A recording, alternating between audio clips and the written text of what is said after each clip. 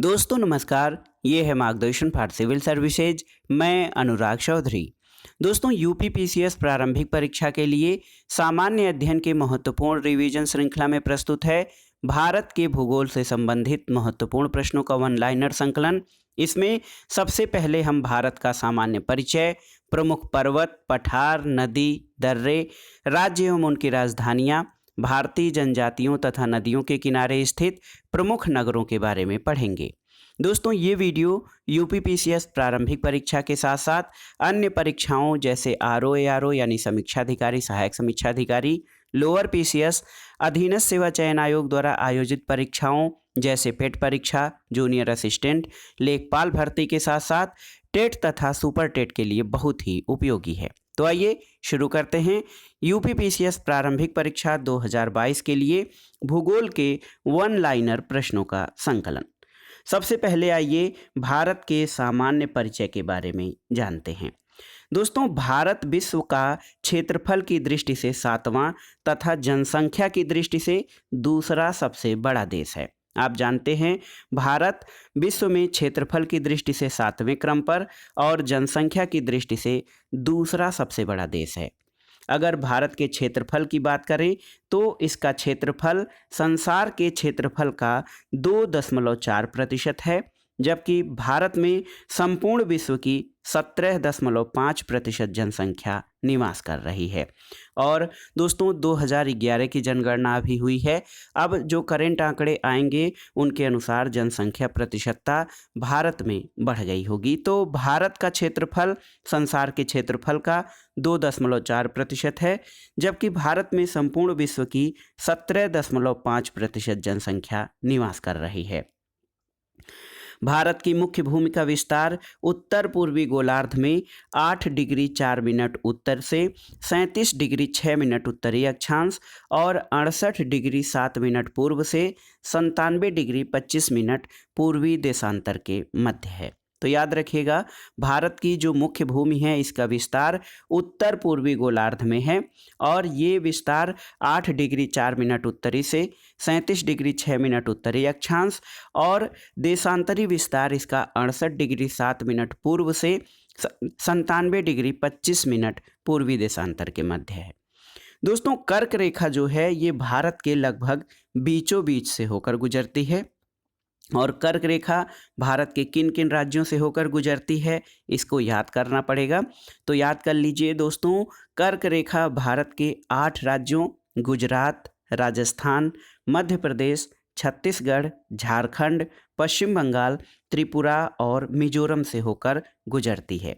ये 8 भारतीय राज्य पश्चिम से अगर जो हम पूर्व की ओर चलें तो गुजरात, राजस्थान, मध्य प्रदेश, छत्तीसगढ़, झारखंड, पश्चिम बंगाल, त्रिपुरा और मिजोरम 8 राज्य हैं दोस्तों जिनसे होकर कर्क रेखा गुजरती है। भारत का मानक समय 82.5 डिग्री यामोत्तर है, याद रखिएगा। और 82 डिग्री 30 मिनट पूर्वी देशांतर को भारत की प्रामाणिक मध्याह्न रेखा कहा जाता है। भारतीय मानक समय या इंडियन स्टैंडर्ड टाइम और ग्रीनविच माध्य टाइम जिसको जीएमटी कहा जाता है, इसमें कितने का अंतर है? तो दोस्तों इसमें कुल 5 घंटे 30 मिनट यानी 5.5 घंटे का अंतर है भारतीय मानक समय और ग्रीनविच मीन टाइम के बीच। अगर हम भारत के दूरस्थ दक्षिणी बिंदु की बात करें तो ये इंदिरा पॉइंट जो कि ग्रेट निकोबार में है और इंदिरा पॉइंट का पुराना नाम पिग्मेलियन पॉइंट था। भारत का सुदूरस्थ उत्तरी बिंदु सियाचिन ग्लेशियर के निकट इंदिरा कोल ये जम्मू कश्मीर में स्थित है। दोस्तों दक्षिणी पॉइंट के बारे में बता दें कि जो भारत का दूरस्थ दक्षिणी बिंदु इंदिरा पॉइंट है ये सुनामी में डूब गया था। इसका पहले नाम पिग्मेलियन पॉइंट था लेकिन बाद में इसको इंदिरा पॉइंट कर दिया गया। तो भारत का सुदूरस्थ दक्षिणी बिंदु इंदिरा पॉइंट और उत्तरी बिंदु इंदिरा कोल रहा है। भारत का सुदूरस्थ पश्चिमी बिंदु ये दोस्तों गौहर मोता सरक्रीक गुजरात में और सुदूरस्थ पूर्वी बिंदु किविथी अरुणाचल प्रदेश में है। देखिए एक प्रश्न पूछा जाता है कि बांग्लादेश की सीमा किन किन राज्यों से नहीं लगती है, तो उसमें जो ऑप्शन दिए जाते हैं इसमें देखिए पश्चिम बंगाल, असम, मेघालय, त्रिपुरा, मिजोरम, मणिपुर दिए जाते हैं। तो आप जान लीजिए दोस्तों, मणिपुर राज्य की जो सीमा है वो बांग्लादेश से नहीं मिलती है। बांग्लादेश की सीमा से लगे भारतीय राज्य पश्चिम बंगाल, असम, मेघालय, त्रिपुरा और मिजोरम हैं। याद रखिएगा कि मणिपुर राज्य की सीमा बांग्लादेश से नहीं लगती है। भूटान की सीमा से लगे भारत के जो राज्य हैं उनमें अरुणाचल प्रदेश, असम, पश्चिम बंगाल और सिक्किम हैं। दोस्तों, भूटान को लैंड ऑफ थंडर बोल्ट भी कहा जाता है। पाकिस्तान की सीमा को स्पर्श करने वाले भारतीय राज्य कौन कौन से हैं? तो देखिए, पंजाब, राजस्थान, गुजरात, जम्मू कश्मीर और लद्दाख राज्य ये पाकिस्तान की सीमा को स्पर्श करते हैं, जिसमें पंजाब, राजस्थान और गुजरात के अलावा जम्मू कश्मीर और लद्दाख केंद्र शासित प्रदेश हैं जो कि पाकिस्तान की सीमा को स्पर्श करते हैं। चीन की सीमा को स्पर्श करने वाले भारतीय राज्य और केंद्र शासित प्रदेश कौन हैं? तो देखिए, हिमाचल प्रदेश, उत्तराखंड, सिक्किम, अरुणाचल प्रदेश और केंद्र शासित प्रदेश लद्दाख ये चीन की सीमा को स्पर्श करता है। भारत और पाकिस्तान के मध्य अंतर्राष्ट्रीय सीमा का निर्धारण रेडक्लिफ रेखा द्वारा किया गया है। दोस्तों, डूरंड रेखा से भारत और अफगानिस्तान के मध्य सीमा का निर्धारण होता है और मैकमोहन रेखा भारत और चीन के मध्य सीमा निर्धारण करता है। पाक जल डमरू मध्य द्वारा भारत श्रीलंका से अलग होता है। दोस्तों, सिक्किम राज्य की सीमा 3 देशों से क्रमशः नेपाल, भूटान और चीन से मिलती है। तो ये बहुत ही महत्वपूर्ण है। जो भारत का कौन सा स्टेट है जिसकी सीमा 3 देशों से मिलती है? ये है सिक्किम। इसकी सीमा दोस्तों नेपाल, भूटान और चीन से मिलती है। त्रिपुरा राज्य, देखिए त्रिपुरा, ये तीनपुरा या त्रिपुरा लिखा गया है, ये 3 तरफ से बांग्लादेश से घिरा हुआ है। याद रखिएगा, भारत का जो त्रिपुरा राज्य है ये 3 तरफ से बांग्लादेश से घिरा है, यानी उसके 3 तरफ अंतर्राष्ट्रीय सीमा है और एक तरफ ये भारत से लगा हुआ है। और दोस्तों, आपकी जानकारी के लिए बता दें कि भारत की सीमा बनाने वाले जो देश हैं उनमें बांग्लादेश सर्वाधिक लंबी अंतर्राष्ट्रीय सीमा बनाता है। देखिए, भारतीय उपमहाद्वीप मूलतः गोंडवाना भूखंड का भाग था। भारत को 4 प्राकृतिक प्रदेशों में विभाजित किया जाता है। इसके अलावा दोस्तों, तमिलनाडु और आंध्र प्रदेश के तट का नाम जो है वो कोरोमंडल तट है, ये पूर्वी तट है। कन्याकुमारी को केप कमोरिन के नाम से जाना जाता है और अंडमान निकोबार द्वीप समूह का सर्वोच्च शिखर पल्याण शिखर, जिसको सैडल पीक कहा जाता है, ये कहाँ पर? उत्तरी अंडमान में स्थित है। अंडमान निकोबार द्वीप समूह में द्वीपों की संख्या याद रखिएगा 222 यानी 222 है। और दोस्तों, प्राचीन भारतीय ऐतिहासिक साक्ष्यों में हिंद महासागर को रत्नाकर यानी ज्वेल ऑफ माइन कहा गया है। तो याद रखिएगा, हिंद महासागर को रत्नाकर कहा गया है प्राचीन भारतीय ऐतिहासिक साक्ष्यों में। देखिए दोस्तों, संरचना की दृष्टि से देखा जाए तो मेघालय पठार दक्कन पठार का ही विस्तारित भाग है और हिमालय की उत्पत्ति इंडो ऑस्ट्रेलियन प्लेट और यूरेशियन प्लेट की टक्कर से हुई है। ये प्रश्न पूछ सकता है कि हिमालय की उत्पत्ति किस तरह से हुई है, किन प्लेटों की टक्कर से? तो याद रखिएगा, इंडो ऑस्ट्रेलियन प्लेट और यूरेशियन प्लेट की टक्कर से। हिमालय नवीन बलित पर्वत का उदाहरण है और भौमिकी दृष्टि से देखा जाए तो प्रायद्वीपीय क्षेत्र जो है भारत का, ये सबसे प्राचीन भूभाग है। हिमालय की ओर चलते हैं दोस्तों। लघु हिमालय शिवालिक और महान हिमालय के बीच में स्थित है। याद रखिएगा, लघु हिमालय शिवालिक और महान हिमालय के बीच में स्थित है। और अध्ययन की सुविधा की दृष्टि से हिमालय पर्वत श्रेणी को 3 भागों में बांटा जाता है। एक तो महान यानी बृहद हिमालय अथवा आंतरिक हिमालय, दूसरा है लघु अथवा मध्य हिमालय, तीसरा है उप हिमालय या शिवालिक श्रेणी। तो ये हिमालय की 3 प्रमुख श्रेणियों में विभाजन किया जाता है अध्ययन की दृष्टि से। पीर पंजाल श्रेणी दोस्तों जम्मू कश्मीर और हिमाचल प्रदेश में पाई जाती है। इसके अलावा अक्साई चिन, ये जो है दोस्तों लद्दाख पठार का भाग है। ग्रेट हिमालय की ऊंचाई लगभग 8,848 मीटर है और अरावली भारत की सबसे प्राचीन पर्वत श्रृंखला है। दोस्तों भारत की प्राचीनतम पर्वत श्रेणी अरावली एक रेजिड्यूल यानी अवशिष्ट पर्वत का उदाहरण है। याद रखिएगा, भारत की प्राचीनतम पर्वत श्रेणी अरावली अवशिष्ट पर्वत श्रेणी का उदाहरण है। देखिए, दक्षिण भारत की सर्वोच्च पर्वत चोटी कौन सी है? तो ये है अनाईमुड़ी, जिसकी ऊंचाई 2695 मीटर है। ये दक्षिण भारत की सर्वोच्च पर्वत चोटी है। आइए देखते हैं प्रमुख पठारों के बारे में। देखिए दोस्तों, तिब्बत का पठार ये दुनिया का सबसे ऊंचा पठार है। समुद्र तल से औसतन इसकी ऊंचाई 5000 मीटर है और सबसे बड़ा यानी 2.5 मिलियन वर्ग किलोमीटर क्षेत्रफल में फैला हुआ है तिब्बत का पठार। और यहीं पर दोस्तों पामीर का पठार स्थित है, जिसको पर्वतों की गांठ या दुनिया की छत कहा जाता है। तो ये समुद्र तल से 5000 मीटर ऊंचा पठार है। दक्कन का पठार तो भारत का सबसे बड़ा पठार है। मध्य और दक्षिण भारत के राज्यों में इसका विस्तार है और विभिन्न भागों में भिन्न भिन्न नामों से इसको संबोधित किया जाता है। तेलंगाना पठार, आंध्र प्रदेश में इसको तेलंगाना पठार, पूर्वोत्तर भाग में छोटा नागपुर पठार के नाम से दक्कन के पठार को जाना जाता है।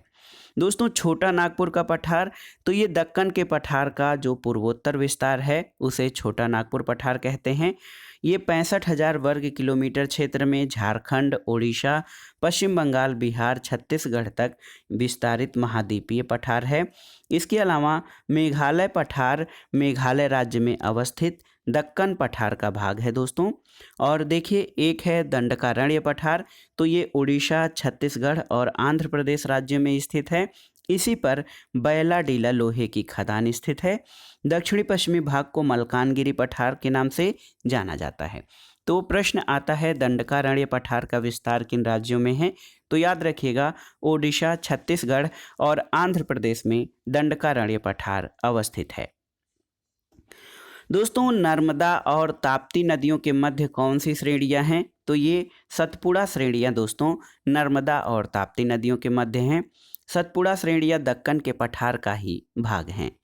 देखिए, नीलगिरी पर्वतमाला तो ये तमिलनाडु राज्य में स्थित है, जहां पूर्वी घाट और पश्चिमी घाट आकर मिलते हैं। दोस्तों, पूर्वी घाट और पश्चिमी घाट का मिलन स्थल नीलगिरी पर्वतमाला है।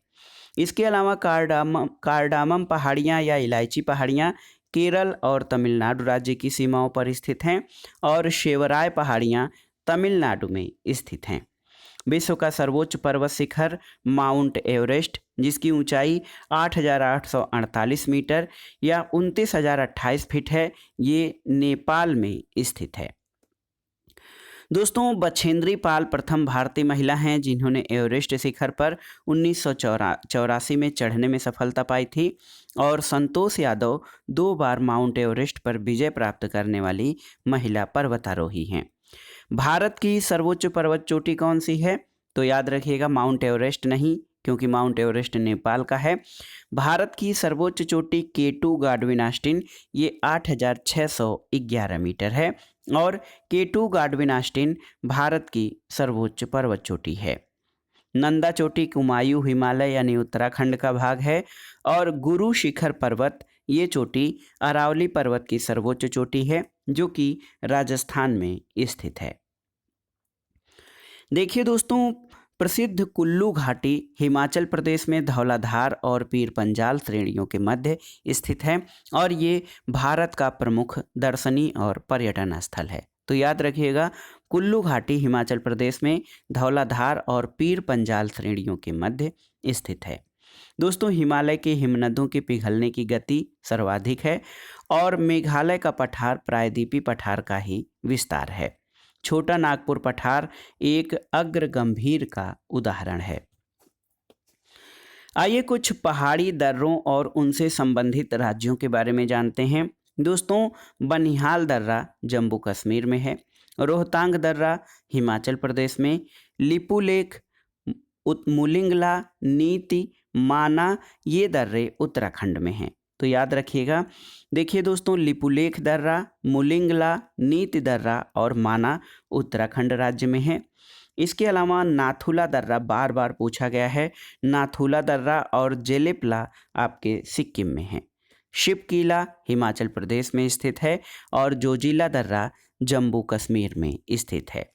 बोमडीला अरुणाचल प्रदेश में और बुमला दर्रा ये अरुणाचल प्रदेश में ही है। भोर घाट दोस्तों महाराष्ट्र राज्य में और पाल घाट केरल में स्थित प्रमुख पर्वतीय दर्रा है।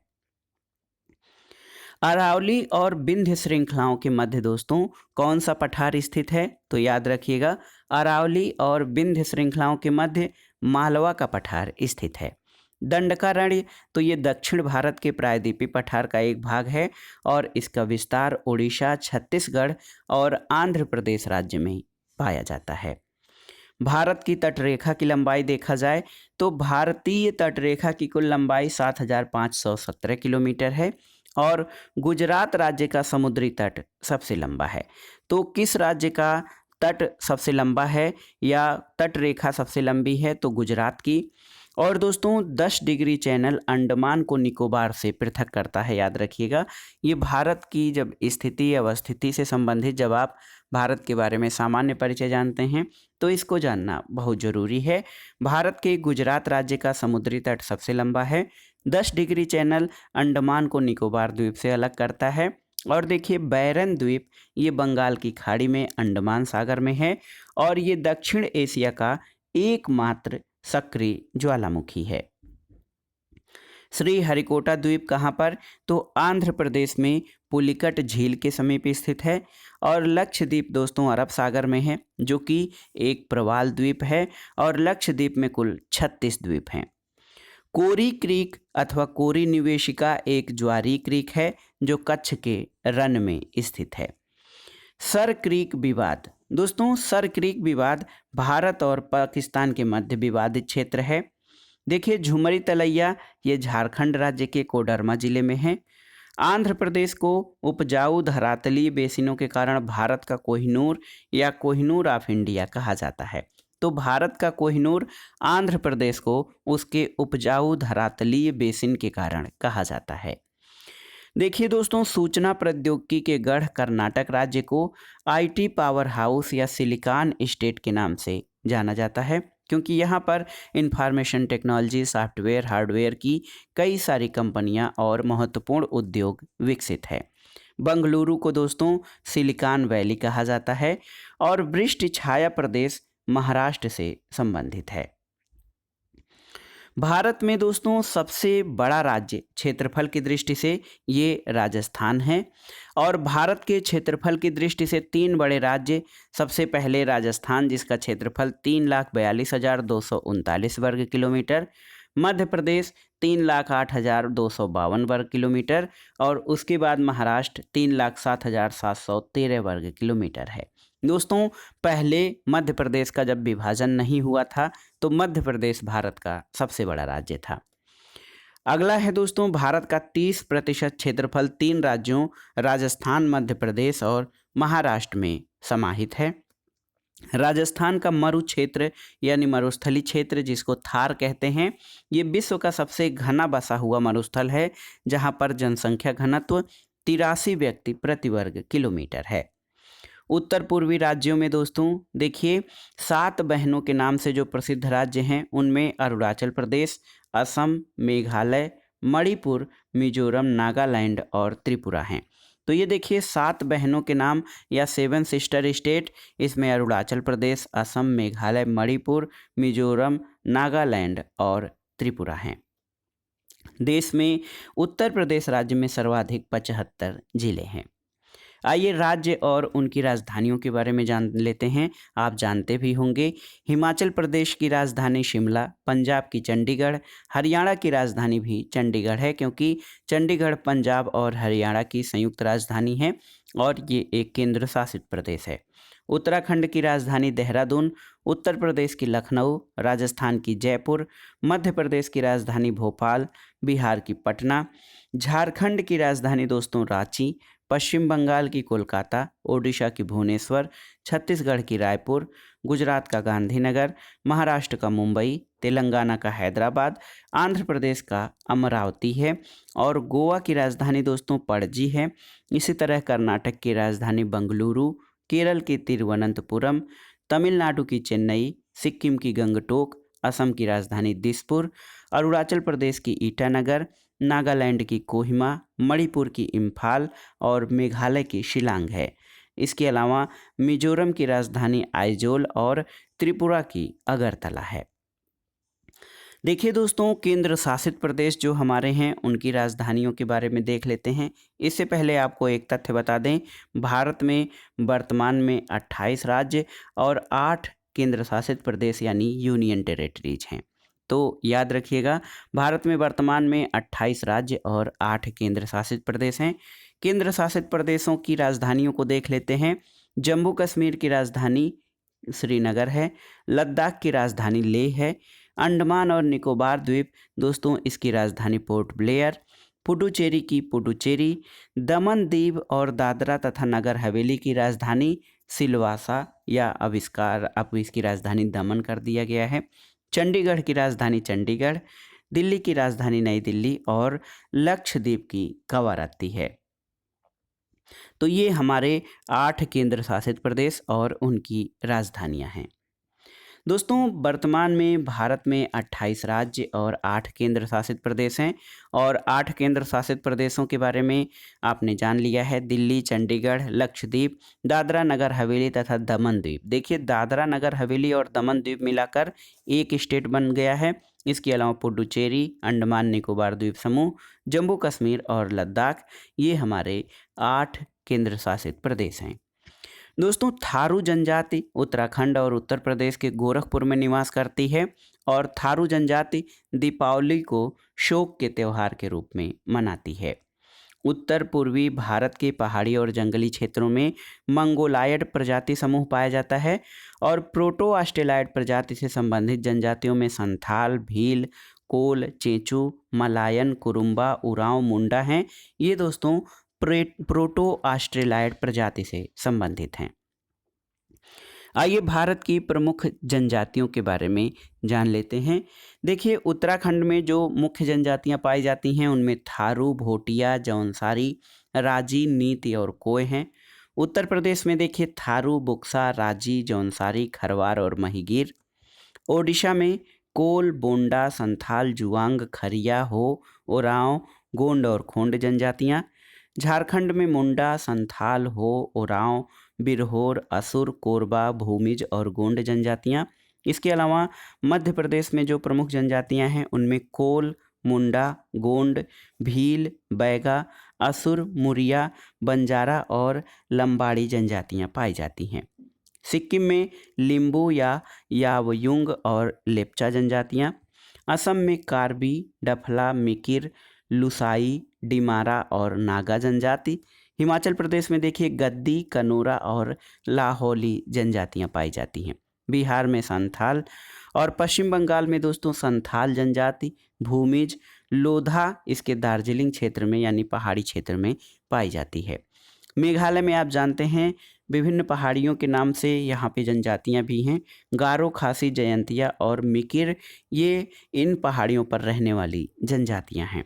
केरल में चेंचू जनजाति पाई जाती है। गुजरात में डाफर, भील और कोली जनजातियों का निवास है। अरुणाचल प्रदेश में दोस्तों देखते हैं डफला, आपतानी, मिसमी, मोम्बा, सिंगफो और मिनियोंग जनजाति। महाराष्ट्र में गोंड, भील, कोली और बारली। छत्तीसगढ़ में गोंड, भील और मुरिया जनजाति और तमिलनाडु में टोडा, कोटा और कोरगा जनजातियां निवास करती हैं। आंध्र प्रदेश की बात करें तो यहाँ पर लंबाडा, चेंचू और गदवा जनजाति। नागालैंड में अंगामी, मिकिर, नबोड और नागा जनजातियाँ। राजस्थान में देखिए भील, सहरिया, मीणा, बंजारा, कोली, सांसी और गरासिया जनजातियाँ ये राजस्थान में पाई जाती हैं। केरल में मोपला, काडर, डरुला और पनियान।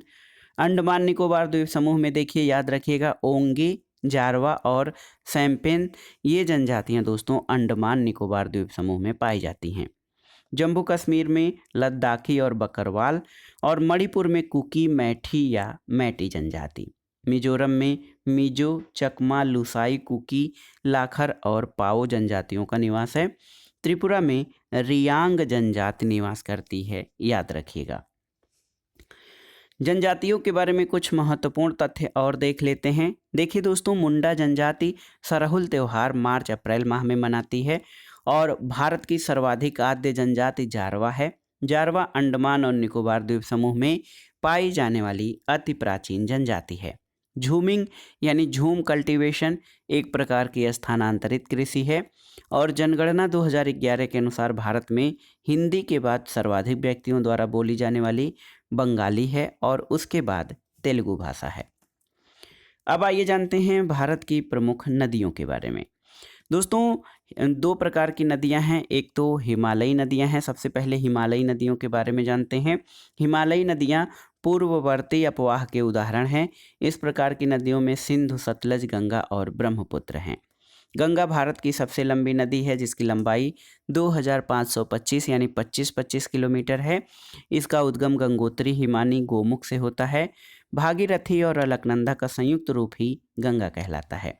गंगा हरिद्वार में मैदानी भागों में प्रवेश करती है और पश्चिमी बंगाल फरक्का नामक स्थान पर ये बांग्लादेश में प्रवेश करती है, जहाँ इसे पद्मा नाम से जाना जाता है।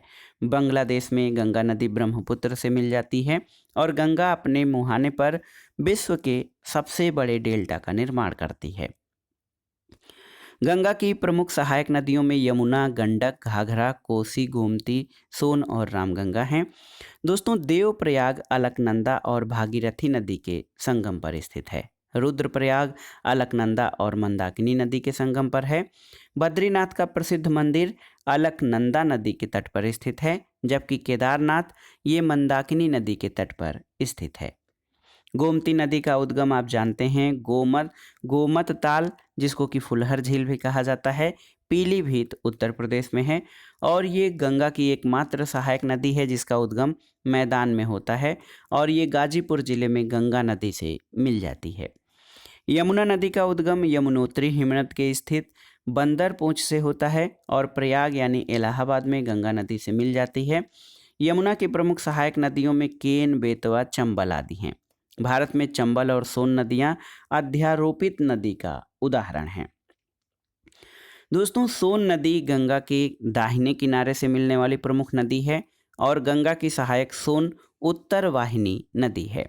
नर्मदा नदी विंध्याचल और सतपुड़ा दक्षिण में उनके मध्य एक भ्रंश घाटी से होकर बहती है। तो याद रखिएगा दोस्तों, नर्मदा नदी विंध्याचल और सतपुड़ा के मध्य भ्रंश घाटी से होकर बहती है। नर्मदा, ताप्ती और दामोदर नदियाँ ये भ्रंश घाटी से होकर प्रवाहित होती हैं। नर्मदा नदी डेल्टा का निर्माण नहीं जबकि ज्वारनदमुख यानी एस्चुअरीज का निर्माण करती है। दोस्तों नर्मदा और ताप्ती नदियां पश्चिम की ओर बहती हैं और एस्चुअरी का निर्माण करती हैं। कावेरी नदी दक्कन पठार में प्रवाहित होती है, जहां ये श्रीरंगपट्टनम, शिवसमुद्रम और श्रीरंगम द्वीपों का निर्माण करती है। तो याद रखिएगा दोस्तों, श्रीरंगपट्टनम, शिवसमुद्रम और श्रीरंगम द्वीप ये कावेरी नदी द्वारा निर्मित हैं। प्रायद्वीपीय भारत की सबसे बड़ी नदी कौन सी है? तो ये गोदावरी है और भारत की सर्वाधिक प्रदूषित नदी मीठी नदी महाराष्ट्र में है। दामोदर नदी को जैविक मरुस्थल यानी बायोलॉजिकल डेजर्ट भी कहा जाता है। और दोस्तों कोसी नदी की 7 धाराएं हैं जिनमें अरुणा प्रमुख है। ये नदी अपने मार्ग परिवर्तन के लिए कुख्यात है, इसी कारण इसको बिहार का शोक कहा जाता है। देखिए राजघाट नदी परियोजना दोस्तों उत्तर प्रदेश और मध्य प्रदेश में संयुक्त रूप से स्थापित परियोजना है। ये परियोजना उत्तर प्रदेश के ललितपुर जिले से 22 किलोमीटर दूर बेतवा नदी पर स्थित है। तो याद रखिएगा राजघाट नदी परियोजना। भारत की चिनाव नदी पर दुनिया का सबसे ऊंचा रेलवे पुल बनाया गया है और सिंधु नदी, ब्रह्मपुत्र नदी, सतलज नदी का उद्गम स्थल भारत में नहीं है। याद रखिएगा दोस्तों कौन कौन सी नदियां हैं? सिंधु, ब्रह्मपुत्र और सतलज नदियों का उद्गम भारत में नहीं है। आइए जीके के अंतर्गत कुछ महत्वपूर्ण प्रश्न देख लेते हैं नदियों के किनारे स्थित नगरों के बारे में। गोरखपुर राप्ती नदी के किनारे है, कानपुर गंगा नदी के किनारे, लुधियाना सतलज नदी के किनारे और सोकोवा घाट दोस्तों ब्रह्मपुत्र नदी के किनारे स्थित है। सूरत ताप्ती नदी के तट पर और कुरनूल आपका तुंगभद्रा नदी के तट पर स्थित नगर है। अहमदाबाद साबरमती नदी के किनारे है। पटना दोस्तों गंगा नदी के किनारे। हैदराबाद ये मूसी नदी के तट पर स्थित है। श्रीनगर आप जानते हैं झेलम नदी के तट पर स्थित है। कोटा चंबल नदी और पंढरपुर ये भीमा नदी के तट पर स्थित है। इसके अलावा दोस्तों नासिक ये गोदावरी नदी के तट पर प्रमुख धार्मिक और ऐतिहासिक स्थल है। बरेली रामगंगा नदी के तट पर है। भुवनेश्वर ये महानदी के तट पर और ओरछा बेतवा नदी के किनारे है। कटक महानदी के तट पर ओडिशा में स्थित है। और दोस्तों अयोध्या सरयू नदी यानी घाघरा नदी के किनारे है। कोलकाता हुगली नदी के किनारे और डिब्रूगढ़ असम का शहर है, ये ब्रह्मपुत्र नदी के किनारे है। उज्जैन क्षिप्रा नदी के तट पर और संभलपुर महानदी के तट पर स्थित है। आगरा की अवस्थिति आप जानते हैं गंगा की सहायक यमुना नदी के किनारे है और लखनऊ गोमती नदी के तट पर स्थित है। बद्रीनाथ अलकनंदा नदी और वाराणसी गंगा नदी के तट पर स्थित है।